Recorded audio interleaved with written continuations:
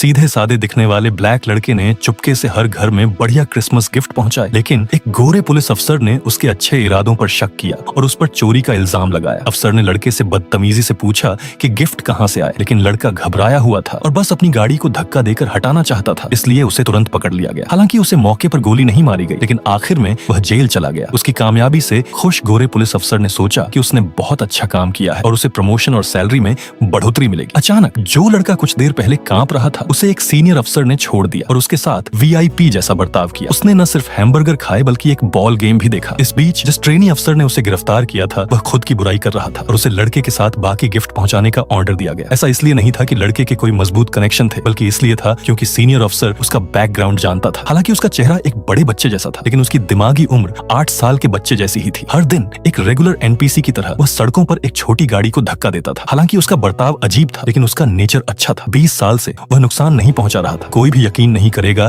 कि ऐसा इंसान कानून तोड़ेगा। इसके बजाय उसकी डिसेबिलिटी और धीमी रिफ्लेक्स की वजह से अक्सर बेइज्जती और नफरत होती थी। इसका सामना करते हुए जेम्स ने कभी बदला नहीं लिया और न ही उसे इसकी परवाह थी। वह बस अपनी गाड़ी को फुटबॉल फील्ड तक धकेलता रहा, चुपचाप घंटों तक वायर फेंस के बाहर खिलाड़ियों को पसीना बहाते देखता रहा। दिन का उसका सबसे मजेदार समय, अपनी परेशानियों और दुखों को भूलने का उसका एकमात्र तरीका। उसने सोचा था कि वह अपनी जिंदगी ऐसे ही कुछ नहीं करेगा। हालांकि अचानक एक फुटबॉल ने उसकी किस्मत बदल दी। एक दिन एक खिलाड़ी ने गलती से फुटबॉल को बाउंड्री से बाहर मार दिया और वह ठीक जेम्स के सामने आ गिरी। जेम्स ने बॉल उठाई, लेकिन गलती से उसे लगा कि यह खिलाड़ी का तोहफा है और उसने स्वाभाविक रूप से इसे अपना बताया। खिलाड़ी ने तुरंत कोच से शिकायत की। जेम्स पर उनकी बॉल चुराने का आरोप लगाया, लेकिन कोच बस मुस्कुराया और इसे सीरियसली नहीं लिया, क्योंकि उसने पहले ही इस ईमानदार लड़के का फुटबॉल के लिए प्यार देख लिया था। क्यों ना उसे एक दिया जाए। लेकिन उस छोटी सोच वाले खिलाड़ी को ऐसा नहीं लगा। अगले दिन उसने अपने टीम के साथियों को इकट्ठा किया और जेम्स को एक छोटे से अंधेरे कमरे में बंद कर दिया। उसे डराने के लिए लगातार बाहर बॉल मारता रहा। कोच को कुछ गड़बड़ लगी। वह खिलाड़ियों को रोकने ही वाला था कि उसे अंदर से हल्की हल्की रोने की आवाज सुनाई दी। जब उसने दरवाजा खोला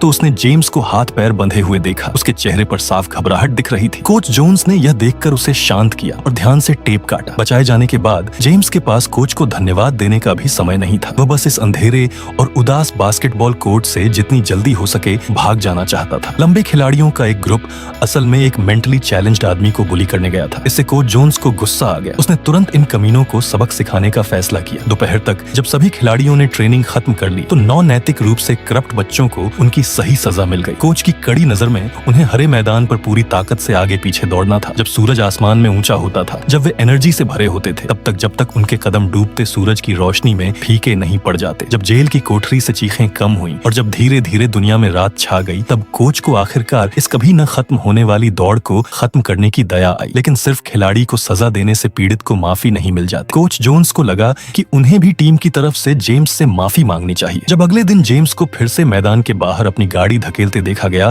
तो कोच तुरंत उससे माफी मांगने के लिए उसके पास जाना चाहते थे, लेकिन जेम्स ने पहले फुटबॉल लौटा दी। शायद अभी भी बुरा लग रहा था। कोच ने उसे टीम में शामिल होने के लिए बुलाने का फैसला किया। कोच के सच्चे बुलावे पर भी जेम्स ने कोई जवाब नहीं दिया, क्योंकि उसका डर कम नहीं हुआ था। उसे फिर से ऐसा नुकसान होने का डर था जिसकी भरपाई नहीं हो सकी। डरे हुए होने के बावजूद जेम्स हर दिन दूर से चुपके से खिलाड़ियों को ट्रेनिंग करते हुए देखता था। एक दिन कोच ने जेम्स को फिर से बार्ड के पीछे से गेम देखते हुए पाया। उसने हैमबर्गर और कोक देकर उस काले लड़के की इच्छा पूरी की और जेम्स को अपना कीमती रेडियो भी दिया, जो उसे बहुत पसंद था, क्योंकि यह उसे मिला पहला तोहफा था। अगले दिन कोच जोन्स जेम्स को ग्रीन फील्ड में ले गए। कोच ने जेम्स को अपना असिस्टेंट कोच बनाया और खिलाड़ियों को खास तौर पर हिदायत दी कि वे आपस में अच्छे से मिलें और उसे परेशान करने की कोशिश न करें। हालांकि कोच ने वह सब कुछ किया जो वह कर सकता था, फिर भी कुछ खिलाड़ी जानबूझकर उसे परेशान करते थे जब कोच आसपास नहीं होता था। लेकिन इसके बावजूद जेम्स बहुत खुश था। जब उसे परेशान करने वाला एक खिलाड़ी गलती से जमीन पर गिर गया तो उसने न केवल कोई नाराजगी नहीं रखी, बल्कि जल्दी से उस खिलाड़ी को उठाया, माफी मांगी और उसे हिम्मत देने के लिए उसके सिर पर थपथपाया। जेम्स को टीम में जल्दी घुलने मिलने में मदद करने के लिए कोच उसे प्रोफेशनल लीग के मैदान में ले गया। हालांकि वह खेल नहीं सकता था, लेकिन स्टैंड में बैठे फैंस हमेशा उसकी अनोखी चीयरिंग आवाज सुन सकते थे। वह हर हार का कारण भी लिखता था और खिलाड़ियों को ट्रेनिंग में मदद करता था। भले ही टीम लगातार 3 गेम हार गई थी, लेकिन उसका पॉजिटिव और हिम्मत वाला रवैया हमेशा हर खिलाड़ी में लड़ने का जोश जगाता था। वह आसमान में सूरज की तरह था, जो अपने आसपास के सभी लोगों को गर्म और ठीक कर रहा था। उसके बाद उनकी टीम ने खूब तरक्की की और लगातार जीत के साथ सीजन के फाइनल में भी पहुंची। लेकिन इस कामयाबी ने टीम पर बहुत शक और बदनामी भी ला दी। कुछ लोगों का मानना था कि जेम्स के आने से ओरिजिनल फुटबॉल टीम एक सोशल वर्क ग्रुप जैसी हो गई थी। उसने कोच को सबके सामने बेइज्जत भी किया, लेकिन कोच को कोई फर्क नहीं पड़ा। वह हमेशा की तरह हर दिन जेम्स को समय पर घर ले जाता रहा। कोच उसके बारे में और जानना चाहता था, इसलिए वह जेम्स की माँ के पास गया। वह जेम्स की बीमारी का कारण जानना चाहता था, लेकिन माँ ने उससे कहा वह डॉक्टर मुझे कभी नाम नहीं बताएगा। उसने कहा कि वह सबकी तरह ही है, बस थोड़ा धीमा है। कोच को उसकी हालत पर तरस आया। उस दिन टीम कैंपस के बाहर एक गेम खेलने वाली थी, लेकिन क्योंकि जेम्स स्टूडेंट नहीं था, इसलिए उसे स्कूल बस में चढ़ने की इजाजत नहीं थी। इसलिए जेम्स स्कूल में अकेला रह गया। हालांकि उसका दिमाग सिर्फ 5 साल के बच्चे जैसा था, लेकिन फुटबॉल के लिए उसका प्यार किसी भी आम इंसान से कम नहीं था। बारिश रात तक जारी रही। जेम्स घर नहीं गया। उसने रेडियो चालू किया और टीम का गेम सुना। हालांकि वह खुद टीम के लिए चीयर नहीं कर सका, लेकिन उसने दूसरे तरीके से चीयर किया। वह टीम के साथ रहा, भले ही वह हमेशा बुरी तरह हार गया। कोच को जेम्स को स्कूल में रखने पर बहुत बुरा लगा। जेम्स की भरपाई के लिए कोच ने उसे जर्सी पहनाई और खिलाड़ियों के साथ स्क्रीन से बाहर भाग जाने को कहा। हालांकि बहुत ज्यादा एक्साइटमेंट के कारण जेम्स ने गलती से पहले राउंड की पूरी टैक्टिक्स बता दी, जिससे वे बुरी तरह हार गए। खिलाड़ी गुस्से में थे। जेम्स को अपनी गलती का पता नहीं था। उसने टेबल से बॉल ली और उसे वापस कर दिया और दूसरे खिलाड़ी के सिर पर गंभीर भाव से थपथपाया। इस हरकत से खिलाड़ी जोर से हंस पड़े। जब खिलाड़ी सबसे निचले लेवल पर होते थे तो वह हमेशा आगे बढ़कर उनका हौसला बढ़ाता था। जेम्स को अपना मैस्कॉट बनाकर खिलाड़ियों ने बहुत अच्छा परफॉर्म किया, जल्दी ही बराबरी कर ली और गेम जीत लिया। कोच ने विनिंग बॉल जेम्स को दी। हालांकि टीम जीत गई, लेकिन गर्मियों का फुटबॉल सीजन खत्म हो गया था और जेम्स पहले की तरह कहीं और नहीं जा सका। कोच और सभी खिलाड़ी उसे छोड़कर चले गए। वह कोच की दी हुई रग्बी बॉल से चिपका रहा, छोड़ने से मना कर रहा था क्योंकि उसके पास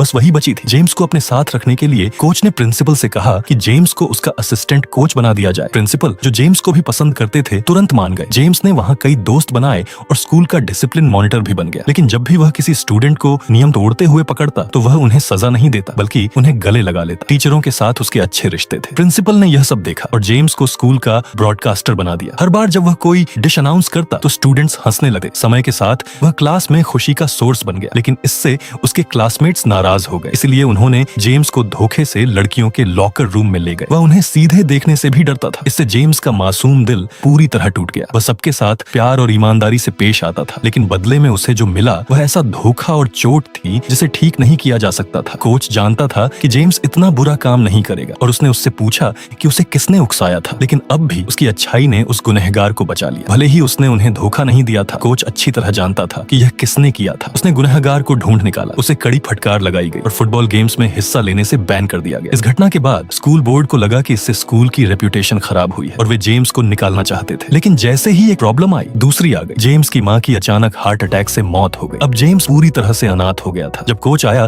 तो जेम्स जमीन पर घुटनों के बल बैठकर फूट फूट कर रो रहा था। उसने अपनी माँ की फोटो उठाई, बार बार उनकी मरते हुए कही बातें दोहराई। कोच को समझ नहीं आ रहा था कि जेम्स को कैसे दिलासा दे, इसलिए वह बस उसे कसकर पकड़ सकता था। उसे गर्मी महसूस कराने की कोशिश कर रहा था। घर जाते समय कोच ने अपनी बेटी को एक ऐसा राज बताया जो उसने पहले कभी किसी को नहीं बताया था। उस घटना ने उसे अब तक दोषी महसूस कराया। शायद इसीलिए उसने जेम्स की मदद की। यह दिन जेम्स की किस्मत का फैसला करने वाला था। स्कूल बोर्ड का रवैया पका था। कोच भी अच्छी तरह जानता था कि जेम्स के पास जाने के लिए और कोई जगह नहीं है। उसने कहा कि वह जेम्स को रखने के लिए कुछ भी करेगा। दूसरी तरफ पेरेंट्स भी एक मीटिंग के लिए इकट्ठा हुए। इस बार उन्होंने कोच को इन्फॉर्म नहीं किया और वोटिंग करके जेम्स को स्कूल से निकालने की कोशिश की। खुशकिस्मती से प्रिंसिपल ने कोच को पहले ही इन्फॉर्म कर दिया था। उसका रवैया पक्का था, या तो जेम्स को रखो या जेम्स के साथ चले जाओ। हम अरब्बा, हाँ यही सबसे जरूरी बात है। हमारे पास एक नौजवान है। हमें उम्मीद नहीं थी कि जिस नौजवान से हम पहली बार मिले थे वह अब सुबह प्रमोशन कर रहा है। उसी नौजवान ने कल एक फुटबॉल लेटर भेजा था, लेकिन वह उसे कभी नहीं पहनता क्योंकि वह कपड़े पहनता है, क्योंकि मैं जूते पहनता हूँ। अब हम उससे पूछ रहे हैं। आप जानते हैं, कुछ लोगों को पता नहीं होता या उन्हें परवाह नहीं होती। वह हमेशा हमारे साथ अच्छा बर्ताव करता है, इसलिए हम उम्मीद करते हैं कि हम एक दूसरे के साथ अच्छा बर्ताव कर सके। कुछ महीने बाद जेम्स स्कूल से ऑनर्स के साथ ग्रेजुएट हुआ। जैसे ही वह पोडियम पर खड़ा हुआ, नीचे बैठा कोच उससे भी ज्यादा खुश था जितना उसने खुद नेशनल चैंपियनशिप जीती हो। उसे जेम्स पर गर्व था। उस समय मुझे लगता है कि कोच से ज्यादा खुश कोई नहीं था। प्रिंसिपल ने भी एक छूट दी